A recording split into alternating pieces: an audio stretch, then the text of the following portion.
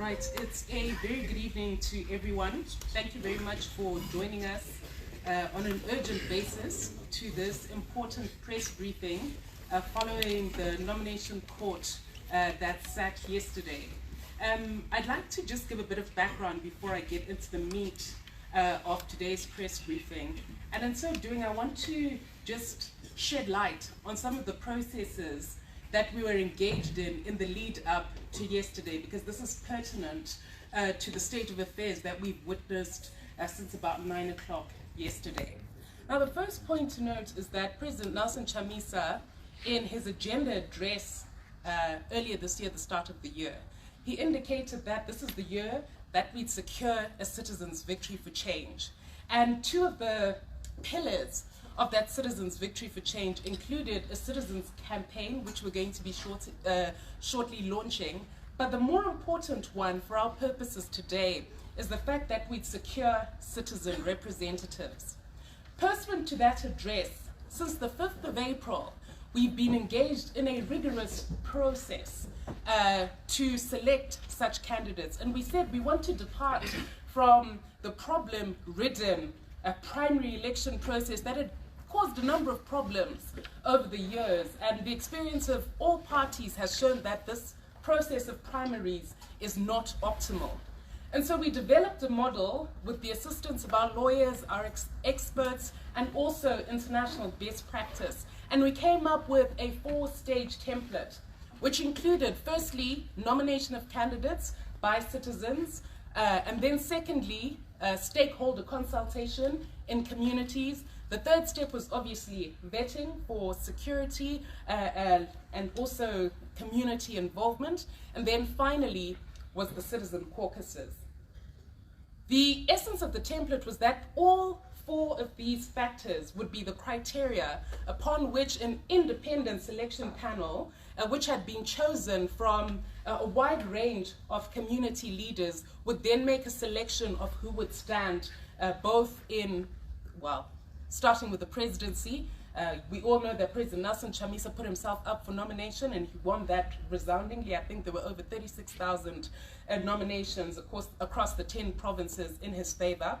And then obviously we required the same to be done for the 210 National Assembly seats, and then the 1,970 local authority seats as well. And then obviously we've got party lists, something that I won't get into too much detail. Now, our main goal, our primary goal, was to ensure that we beat our record from 2018, or the opposition's record from 2018. In 2018, the opposition failed to field all 210 National Assembly candidates. They only managed, I think, 207. It was about 3 short. I'm pleased to report today that the CCC has fielded 210 candidates. In other words, we've got a candidate for each of the seats in National Assembly. We have got over 1,940 out of the 1,970 of the local authority seats, although the Elections Directorate is still working on the full compilation of those numbers. But this is by far a huge improvement from the past. But the background to this is people do seem to forget that ZANU-PF thought that they were finished with the main opposition. They thought that with the help of Douglas Munzora and others, they had decimated the main opposition, the true people's voice, and replaced it with a puppet opposition. They took away our building, our HQ, they took away our representatives. In fact, the mantra from the press and the citizens around that time, 2019, 2020, is, oh, you've got no plan. You've got no plan for infiltration. Mr. Munzora is ahead of you. We managed to override all of that to come out a stronger force as the CCC. And as you all recall, on the 24th of January 2022, the CCC was formed. After that, we went into the by-election period, where again the CCC did resoundingly well. On the same model, this is how the citizens selected the representatives, and we all know the glory stories in Ulilima and other places where we got community-focused candidates to represent the CCC and citizens, and they've done exceptionally well in those roles. So we then come to the process today, we sat down and we said there are a few things that we want to guard against. Firstly, we want to ensure that there's no infiltration in the process. The second issue we sought to guard against was to ensure that the person who would have been selected in each and every community was grounded within that community, had a presence there, and had a following there and a record of community involvement. The next thing, and our legal team, part of which is here today, took additional steps to ensure that every single T and every single T was crossed and every I was dotted to make sure that our papers were signed properly. Our security team was also working round the clock to ensure that there were no problems around double candidates and so on. And I'm pleased to report that we succeeded. And what I'm going to tell you today is testament to the fact that ZANU-PF failed to compromise our own signatories. They failed to penetrate our own systems. So what did they go and do? They went and forged our logo. They literally took a photocopy and then they stuck it there, and then they forged signatures. And then they created the 20-odd double candidates that you see across the country for National Assembly and a number of others throughout the wards. So I want to put it beyond doubt that anywhere where you see more than one CCC representative, only one of them was duly nominated by us and properly signed for. Now, it's important to note in this regard that around 9 a.m. yesterday, a sting operation began to unfold, and we received across the country reports both from the security teams, our elections team that had started filing, and some of our intelligence that there was a state-driven sting operation which has now affected 15 constituencies in Harare, 3 constituencies in Bulawayo, 1 in Kariba, and 1 in Marondera. And then also we've got a number of wards affected, including 1 in Harare, 1 in Masvingo, 29 in Bulawayo, a number in Chinhoyi, and so on. And the modus operandi is the same. Investigations that were carried out by Elections Department, including going to ZEC today to check the specimens of the forms that were filed by the fraudulent parties, revealed today that they weren't using our logo. Our logo was very clear.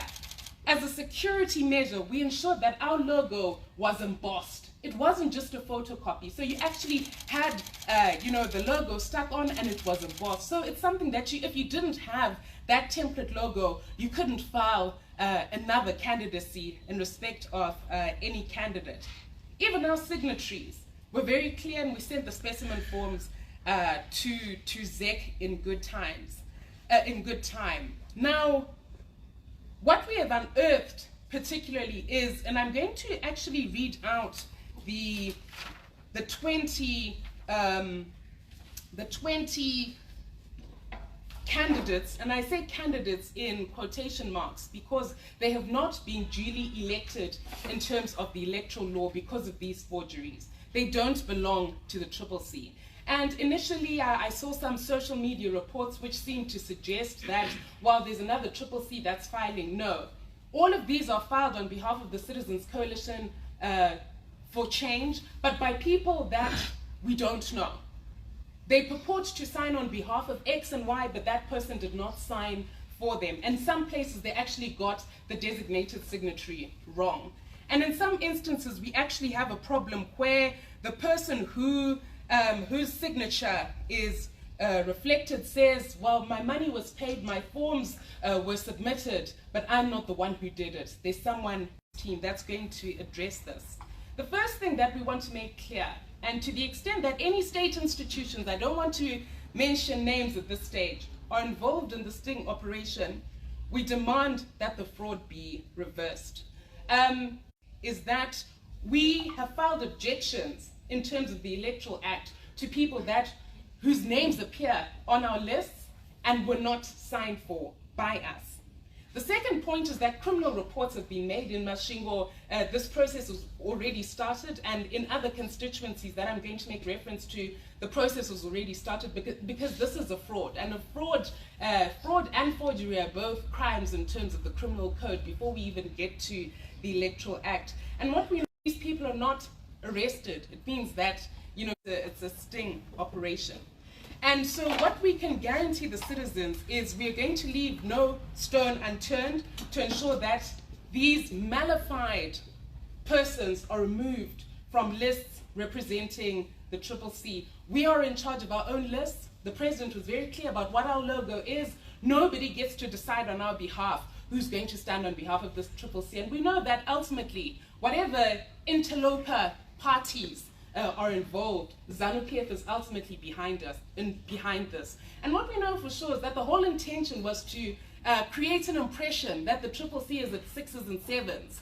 We've been saying for a very long time that we figured ZANU-PF out. And one of the big concerns that ZANU-PF has is that President Nelson Chamisa and his team have figured ZANU-PF out, with the result that, you know, they've had to resort to fraud because they couldn't compromise our signatories. They've had to resort to forgery because they could not penetrate our systems, which is why we found ourselves here today. So what I'm just going to do is read out the list of those who are unauthorized persons who've been named. And obviously, we're taking all the steps in terms of the Electoral Act and other legal remedies to ensure that these names are removed from the ballot. And I'm going to start with Harare.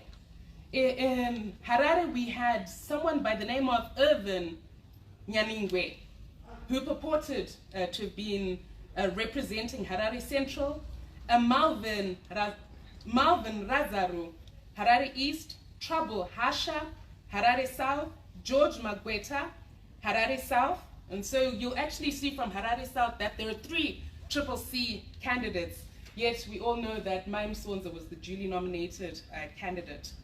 Harare West, we had a Farai Pazarandora, Lloyd Sunday in Hatcliffe, and Admire Adam Griza in Hatfield, Terence Kumbula in Bunyani, Didmus Bande, Epworth South, Nyashadzashe Chitoro, Chutungwiza North, Shepherd Karira Mombe, Chutungwiza South, Tichaona Nyikadzino in Churu, Energy Tanaka Matika, Warren Park, Jonathan Machokoto, Mount Pleasant, Freddie Michael Msarirevu, St. Mary's, Christmas Gorem Sandu, Sunningdale.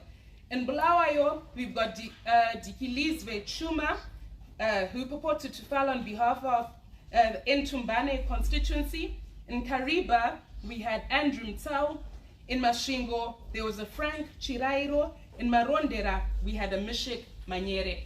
Now, by whatever means, each of the 20 candidates or 20 persons that I've called out is not a duly authorized nominee of the CCC. Their representation on our list is a forgery and it's a fraud. We're taking the necessary criminal, civil, and other steps to ensure that they're removed from our ballot. We've also been engaging ZEC. We're taking our remedies in terms of the electoral law to ensure that they're removed from the ballot. I think the last thing that I just want to make reference to is that we are firing full steam ahead. The other positive story that comes out of this, we saw other political actors and outfits failing to field enough candidates because they didn't have the funds. But thank you so much to a number of change champions who pulled money together to ensure that we didn't only have money to field our president, but also each of the candidates that stood. Obviously, in our wards, we also have a number of local authorities where they're double candidates as well, and the same legal action is being taken. But rest assured, we're on top of it. We're going to ensure that these people don't appear on the ballot.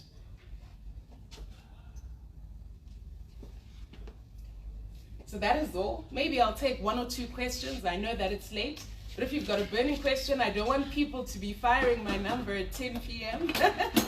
I won't block anyone out. Yes, just identify your name, the news house you're from, and then ask 1 question each, and then we'll get into it. Yes? Blessed Mhlanga, Article TV and radio. Now, I just wanted to understand, you said that this is a sting operation, but some of these names that you have actually called out are people who have been working with and for the CCC and participated in your primary elections. Now, how do these people who have been internal become a sting operation? They become a sting operation because they're actually victims of the fraud. If you speak to a number of them, they'll actually say, I don't know who paid the money on my behalf. So how do you explain papers filed on behalf of Blessed Mhlanga? He wasn't there. He was actually saying that I didn't participate in the process. So the question is, who filed on his behalf? We know who those people are, and we're actually making criminal reports against those people. I don't want to say too much at this point, but they certainly are still part of the sting operation. And that's what gives it a little bit of quote-unquote credibility, but that's the whole essence of fraud. It remains a misrepresentation. The bottom line is the signatures that appear on that list are forged. None of our designated signatories signed those forms. The logo that appears on that form, whether you're internal or not, the logo that's being used on that form is a complete fraud. It's a forgery. So the bottom line at the end of the day is that form and that candidate submission is a complete forgery, and what we call it law, a complete invalidity, a nullity, and it's going to be dealt with in terms of the objection procedure in the Electoral Act. Yes. Efraton Sekira, SABC News. You just mentioned 20 constituencies countrywide, but in Harare, I think when I went to the magistrates' courts in the morning, I counted about 20.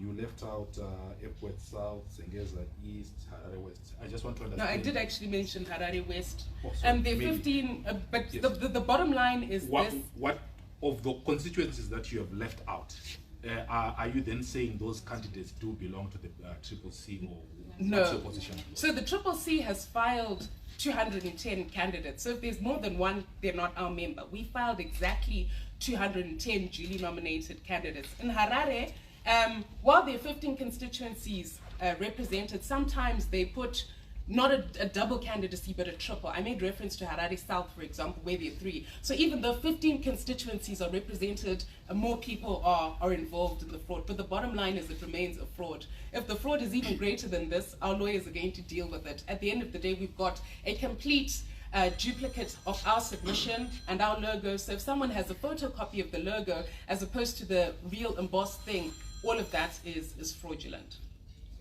Yes, I'll take 3 more. Yes, ma'am.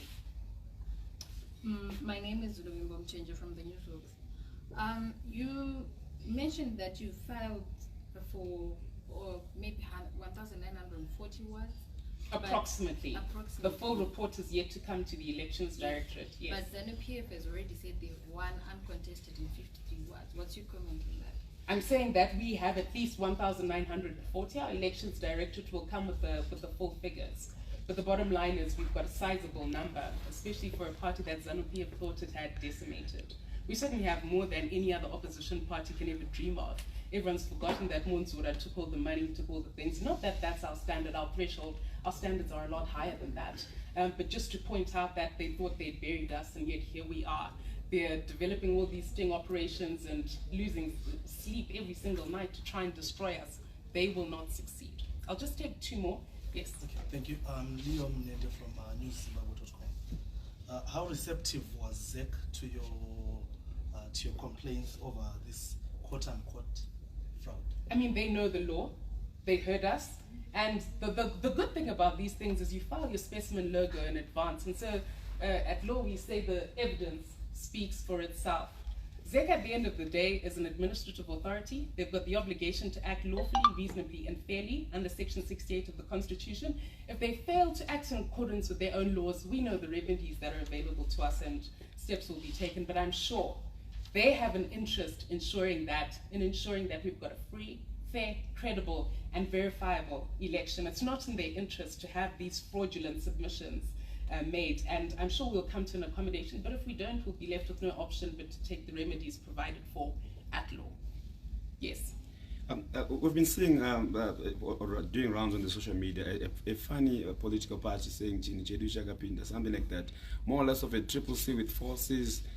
Can you confirm on record that this political party has actually been duly filed at the ZEC? Is it there? Well, or these are just social media mischief? Only ZANU-PF and Varakashi will come up with something as bogus and dubious as that. But we're aware that they're doing everything within their power to try and impersonate us, to try and forge our logo. It just won't work. It's not a ZEC. Was No, it I'm legally not registered? ZEC. Only ZEC can speak to who's filed which. It's a sign of fear that they're at 6s and 7s. How do we try and scuttle these people? Only a party that knows it's not popular resorts to such underhanded tactics. You don't hear about this in any other country in the world. What's beyond any doubt is that ZANU-PF can never win a free and fair election in this country, which is why all these electoral malpractices are being unearthed. I'll take one more question because of our time. But if there is none, How many yes. of these 20 have you engaged? Oh, we've actually done our investigations to cover all of them, especially some that are known to us. And that's actually aided our investigations. And I think by this press conference and through those engagements and in writing, we're putting them on notice that this is a fraud, this is a forgery, it's a fraud, it's a crime at law. They all know the meaning of that. Certainly, they're not duly nominated candidates on behalf of the CCC. Even if you are a change champion, if someone creates fraudulent papers and says, this is for Fadzai Mahere, I may be a change champion all I want, but at the end of the day, someone has perpetrated a fraud. I'm not saying the named person's perpetrated the fraud, but someone has perpetrated a fraud, and I think the law is very clear about who carries out the investigations in that regard, and we'll present the evidence that we have to the police and other state institutions, especially ZEC, to ensure that the position is rectified. We can't go to the election on the basis of lies. We simply won't tolerate that. We've worked so hard to ensure that this precise double candidate thing doesn't happen, and the only thing that ZANU-PF could come up with is to forge our papers. In the olden days, they try and infiltrate, they pay our signatories, but now they've resorted to forgery because they could not get to the signatories. They simply didn't have that information because it was a closely guarded, redacted pool of information. Okay, so thank you very much. Thank you very much for coming at late notice, and we'll continue to engage. And the key thing, I think when all is said and done, is it's election time. We are about to launch the biggest campaign that's been seen this side of, the continent. It's going to be big, it's going to be massive. The citizens are going to be happy, everyone's going to be participating, it's going to be jubilant, it's going to be fire. Those who saw our by-election campaign, that was nothing. That was just what President Nelson Chamisa calls an appetizer. We are ready to hit the ground running, and so we're so excited. And I think the last thing I'll say is we have to celebrate a lot of the new faces, new ideas we saw. We saw a lot of new young women, a lot of professionals, a lot of fresh faces, young men, community leaders who are on that list. And that's what the story should be, not the sting operation where once our lawyers have dealt with it, we're not going to focus on it anymore because we have one job and one job only to do, and that's to win Zimbabwe for change. Thank you very much.